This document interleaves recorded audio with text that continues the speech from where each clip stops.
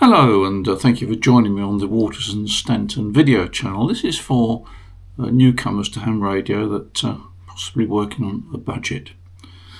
When you're setting up an antenna system, you may have noticed in many videos that reference is made to antenna analyzers, and they're very good instruments. They're very helpful, and they do all sorts of wonderful things.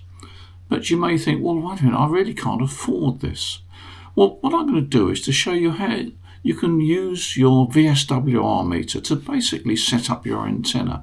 It's not as good as an antenna analyzer in terms of all the other things it can do, but basically you can use your VSWR meter to set up your antenna, get it resonant, get it working okay. It's the way we used to work many years ago. So let me show you how, if you can't afford an antenna analyzer, you can still use your VSWR meter quite effectively. Now, for the purpose of doing this demonstration, I'm going to use this meter here, which I've had for a few years actually, but it's available on our website. It's under the Moonraker brand. It's the Moonraker SWR20. So low-cost meter. It'll do the job. I'll show you. If you haven't used one of these cross needle meters before, let me explain. You've got an arc on the left and the right. The left-hand arc is the forward power. The right-hand arc is the reflected power, but the thing that you'll be looking at is VSWR, and the VSWR is those angled bars that go up, and it's where the two needles cross is what the VSWR actually is. And on this particular measurement here, we've got a VSWR of 2:1, and I'll just highlight the point where you take the reading. Now, in order to adjust our aerial and establish resonance, we need to take some readings, so let me show you. We need a steady reading on the meter to check the VSWR, so we switch to AM mode and select fairly low power. I select about 4 or 5 watts. Make sure the channel's clear. Then if you press the button, you'll see here we've got a steady carrier and we can check the VSWR on the meter. What you need to do is to make yourself a graph. So we'll have... Oh, let's find a pen that actually works. Right, take 2. We're going to have a vertical line here, and we're going to have a horizontal line there. And on this vertical line, we're going to have the VSWR. So that's 1:1 there, 1.5:1 there, 2:1 there, and I know 3:1 up there. The VSWRs. I've just put the first figure in there. So that way, the 1:1, that figure 1 there actually represents 1:1, and that 1.5 will be 1.5:1. I think you get the idea. Let's take the 80 meter bands. Bottom of the 80 meter band is 3.5, and then we're going to go every 100 kilohertz. We're going to go 3.6, 3.7, 3.8, top of the band. And let's suppose that we take a measurement and we get, let's say we get 1.5 there, so put a little dot there. And let's say that at 3.6 we get, well, it's gone a bit higher. 3.7, no, it's gone even higher. And 3.8, gosh, we're getting up to 3:1. So join those dots together. As soon as you join them together, you start to get the idea. So what does that tell us? Well, it tells us at the top of the band we've got a very high SWR. That means to say that certainly the antenna is not resonant there. It gets better as we go to the bottom of the band, but it's still not right because we want to operate in this area of the band. And we've got a 2:1 there, so we've got to get down. So what this is telling us, it's telling us that the resonant point of the antenna is actually way off to the left there. It means to say that the resonant point of the antenna is lower than 3.5 because it's going in that direction. It's going down, so it's going to be lower than 3.5. It tells us, therefore, that the antenna is too long. If the antenna errs on the low frequency side, then it's too long. If it errs on the high frequency side, then it's too short. So it's now too long there. So what we do is we would shorten the antenna, and we do another set of measurements. And this time we may find that we get something like this. We'll get a measurement, say 2 to 1 there. We think, oh, wait a minute, 2 to 1, it's gone the wrong way. Hold on a minute, do a measurement 3.6. Oh, 3.6 is nearly to 1.5. Then we go down to 3.7. Oh, it's getting better. It's getting better.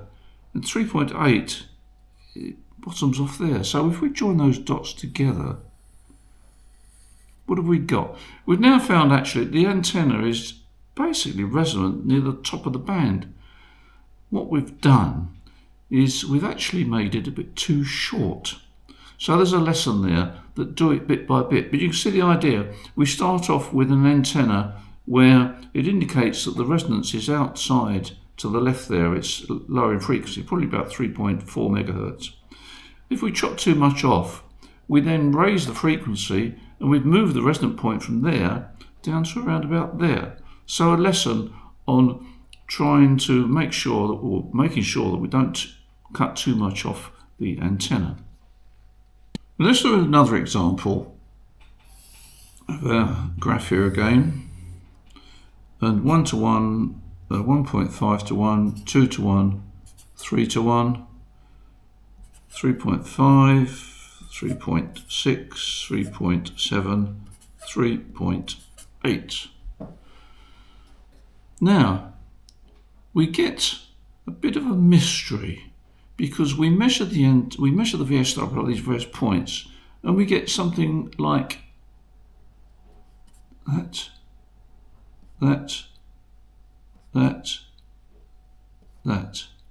We join those together like that.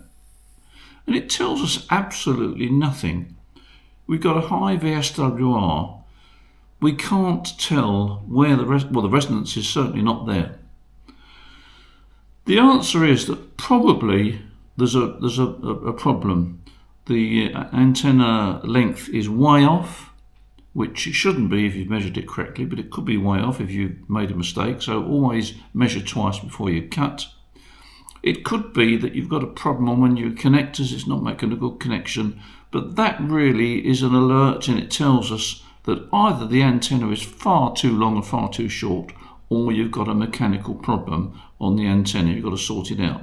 So that doesn't tell you anything at all other than the fact you've got a problem. And as I say, it's almost certain that the antenna is way off resonance because it's far too short, far too long, or more likely you've got a problem on your connector or your coax. Check your connectors, check your coax.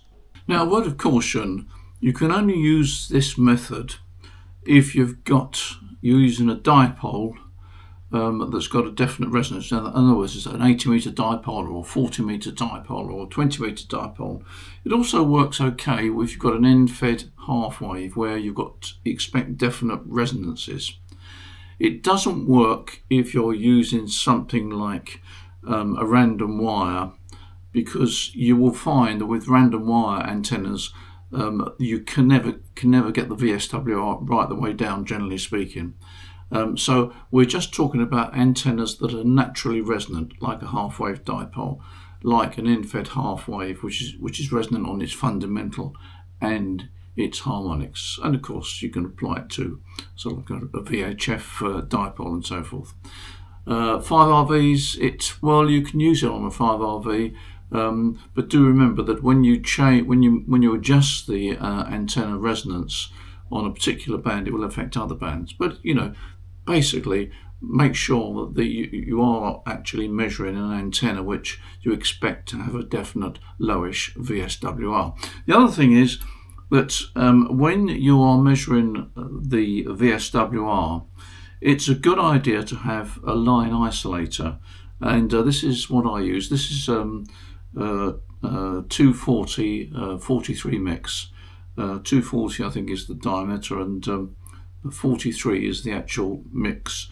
You can get smaller ones. I got a large one because it means to say that I can easily wind coax around it. This is not a bit of coax, it's a bit of wire, but the basic idea is you thread the coax through this like that, go around it, so that you probably get about 7 or 8 turns of coax in there, and that is the aerial lead just before it goes into the VSWR meter. So you've got the aerial coming down, and then right at the point where just before you plug the aerial into your VSWR meter, puts about 5 or 6 or 7 turns of coax through that.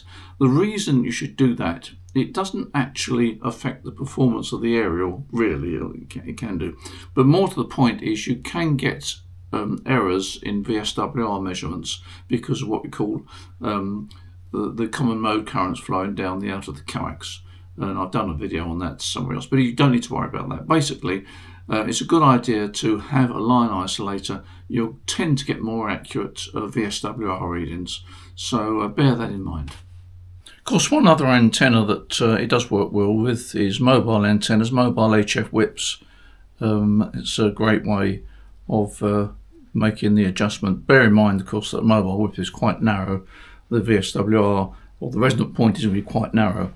But it works well with the monoband whips that are very popular at the moment, these helical wound whips, so bear that in mind. By the way, don't forget to keep copies of your graphs that you draw, perhaps from band to band, as future reference, and you can get quite a lot of knowledge by looking back on them. So I hope you followed that through okay. You don't need an antenna analyzer when you're getting started if you're using a basic antenna. The VSWR meter will tell you quite a lot of information. It's not as good as an antenna analyzer, not so much because it doesn't measure an accurate VSWR, but the antenna analyzer will tell you an awful lot more about what's happening with your antenna. You can do all sorts of wonderful things, but basically, if you're starting out and if you can't afford an antenna analyzer, your VSWR meter can be used to get you on frequency. Just remember what I've said there, use a bit of logic, and it'll work out for you. There we are. Okay, as usual, thank you for watching this video. Nice to help some of you newbies. Hope it's been of interest to you. You take care, enjoy ham radio. Look forward to seeing you in the next video. Bye for now.